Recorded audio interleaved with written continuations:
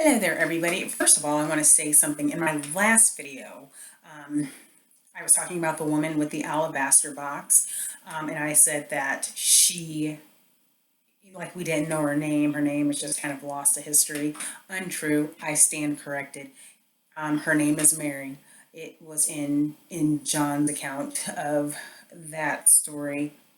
Her name was mentioned. So I made that video last Saturday that I went to church on Sunday morning, and lo and behold, they talked about the woman with the alabaster box, from a different one of the Gospels. So I stand corrected.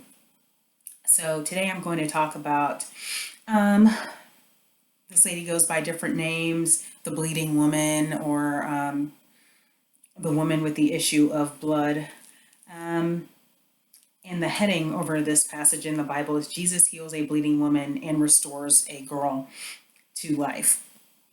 Jesus was on his way to raise a girl from the dead, and then another miracle happened. Lo and behold, isn't that kind of amazing? So I'm going to start with Mark 21, and I'm just going to go to 43. So both of those stories are in there. The woman with the issue of blood and Jairus' daughter, who is the girl who gets raised from the dead. But I'm just going to go ahead and read it all. I figure, why the heck not? Okay. Mark 5:21. When Jesus had again crossed over by boat to the other side of the lake, a large crowd gathered around him while he was by the lake. Then one of the synagogue rulers named Jairus came there. Seeing Jesus, he fell at his feet and pleaded earnestly with him, "My little daughter is dying. Please come and put your hands on her so that she will be healed and live." So Jesus went with him. A large crowd followed and pressed around him, and a woman was there who had been subject to bleeding for 12 years. She had suffered a great deal under the care of many doctors and had spent all she had. Yet instead of getting better, she grew worse. When she heard about Jesus, she came up behind him in the crowd and touched his cloak, because she thought, "If I just touch his clothes, I will be healed." Immediately her bleeding stopped, and she felt in her body that she was freed from her suffering. At once, Jesus realized that power had gone out from him. He turned around in the crowd and asked, "Who touched my clothes?" "You see the people crowding against you," his disciple answered, "and yet you can ask, 'Who touched me?'"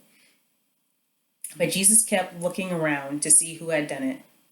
Then the woman, knowing what had happened to her, came and fell at his feet, and trembling with fear, told him the whole truth. He said, "Daughter, your faith has healed you. Go in peace and be freed from your suffering." While Jesus was still speaking, some men came from the house of Jairus, the synagogue ruler. "Your daughter is dead," they said. "Why bother the teacher anymore?" "Ignore what they said," Jesus told the synagogue ruler. "Don't be afraid, just believe." He did not let anyone follow him except Peter, James, and John, the brother of James. When they came to the home of the synagogue ruler, Jesus saw a commotion, with people crying and wailing loudly. He went in and said to them, "Why all this commotion and wailing?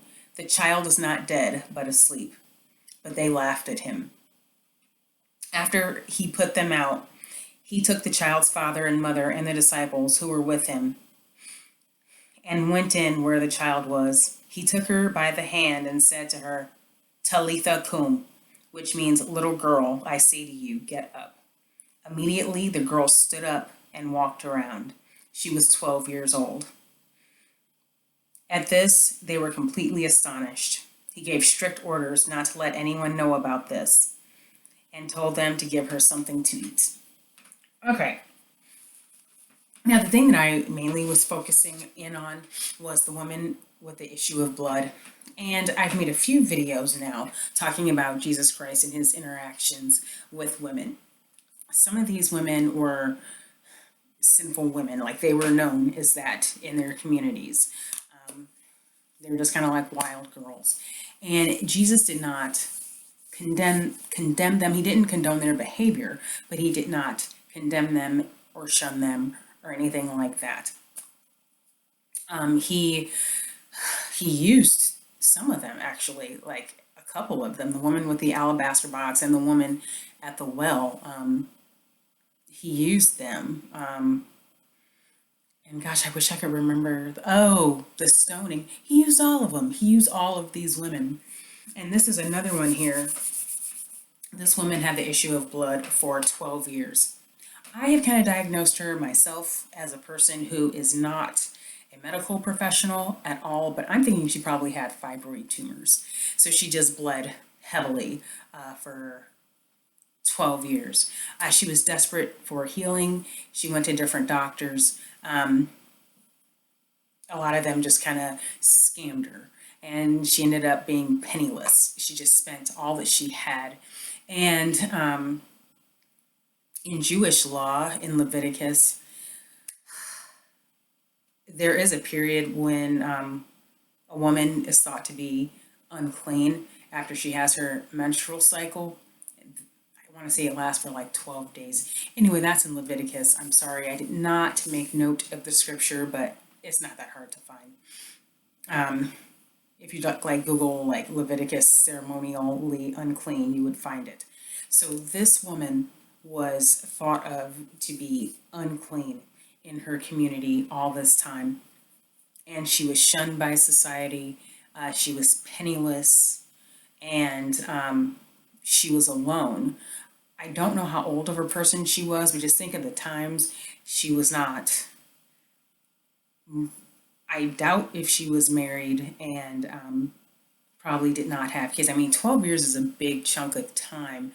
And once again, we don't know how old of a woman this was, but I'm sure she was very desperate to have children. Most of the women in the Bible were like quite desperate to have children, and when a woman was barren, that was kind of a hardship. So just think about where she's coming from culturally, and think about how women get treated now. Think about the way women get treated if they are, you know, not really thought of as being even attractive or something like that. Pretty much, I think in society, if women are not thought of as, quote, like pretty, or if they have some sort of like validation from a man, they get treated pretty terribly. And that's now, like in 2019. So you can imagine how she was treated then. So anyway, she was desperate. She was desperate for healing. And she just thought, she had heard, because Jesus had been like doing miracles like all over the place. So he had quite the reputation. And even now, he was on his way to help a little girl who was dying. By the time he got there, people thought she was dead. But, you know, he had quite the reputation. And there were just all these people around him. And she just thought, she just pushed her way through this crowd and just thought, I'll be healed if I can just touch the hem of his garment, the edge of his clothes. And then she just felt healing from that moment on. And Jesus felt the power of her faith. And this was a woman who was a cast off by society. So I just kind of wanted to just bring her up because this is the fourth video I've made on this topic. The thing that kind of triggered me in this way was I saw a video, or it wasn't a video, it was just something on YouTube, one of those little posts that people make on YouTube, and a man was talking about women who go to church are hoes, and then there were a bunch of other men talking about, oh, women who go to church, yeah, they're a bunch of hoes, now they want to be treated like ladies and this and that, and I just thought that was so mean-spirited, and just so uncalled for. And I have just seen a lot of dragging of women on YouTube, and I just do not think it's healthy. It's just not good. It's just not good.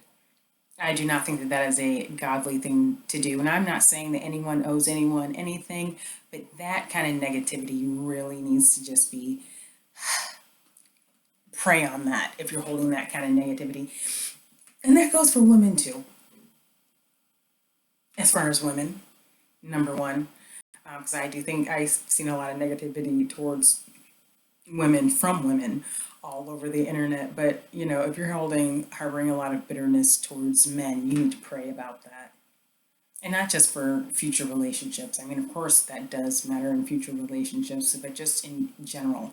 I mean, women and men is like half of the world. So, if you're a woman who's mad at men all the time, or a man who's angry at women all the time, you're angry at like literally half of planet Earth.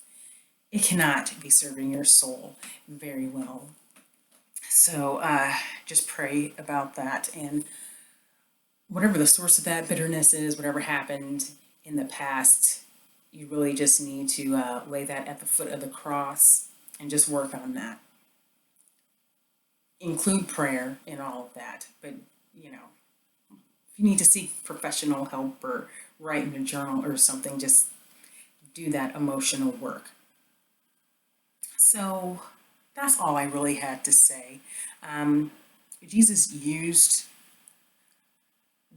women to further, I mean, nowadays we would say like further the kingdom, but at that time I don't know that he really thought of it that way, but he definitely used women in his ministry, even women that were like cast off women or women with bad reputations. So let's stop being so judgmental and nasty towards women, because I just really think it manifests itself in some nasty, nasty ways, and it's just not what society needs at all. So anyway, I am going to add a link. There's a song called One Touch by a Christian contemporary singer called Nicole C. Mullen, and it's worth a listen to. So thank you for listening. I appreciate that. I feel like I've made my point. I have brought some receipts. That is, if you believe in the Bible. If you don't, then I don't know, nothing that I say is going to really matter anyway. But stay in God's word, do God's will. Don't get caught up in the drama and foolishness of this world. And everyone, just be blessed. Have a wonderful summer. And I want to talk about something else next week. It's almost 4th of July, and I'm going to talk about the United States of America, which is where I live. I am smack dab in the middle of it on the Kansas-Missouri border. And talk about how the United States thinks of itself as a Christian nation. I don't feel like it really ever has been.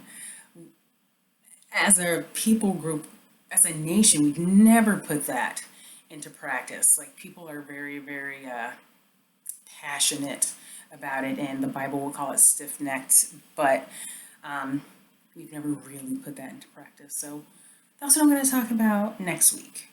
And the passage that I've decided to use is the Good Samaritan. Maybe I won't even wait until next week. I just kind of do these when I have the time and the energy. So thank you for watching. Have a wonderful night.